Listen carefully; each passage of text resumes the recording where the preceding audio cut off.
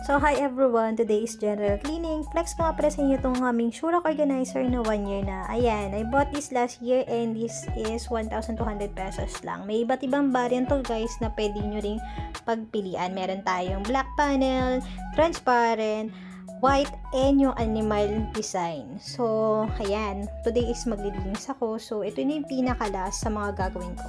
Let's go! Guys, pwede kayong gumamit ng basahan na tuyo or basa. Depende sa inyo Pero sa situation ko, gumamit ako ng vacuum kasi pagod na ako guys. Wala na ako energy na magpunas pa. Dahil nga nag-general cleaning ako ng buong bahay. So, binacuum ko siya. Kaya sorry na agad. Okay? So, anyways, after I'm done, binalik ko lang din yung mga sapatos at saka yung mga strap toy ni Liam na nakalagay dyan sa ibabaw na aming Shura organizer. Guys, huwag nyo lang itong papatungan ng sobrang bigat na bagay.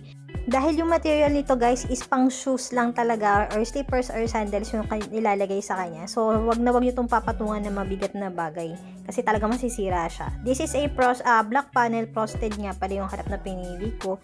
Hindi ako kumuha ng transparent kasi mas gusto ko na nasa site lang ng mga anak ko kung saan yung mga kailangan nilang shoes. Dan kitang-kita yung loob ng shoes kasi parang ang kalat niya tingnan. So, yun lang. Bye!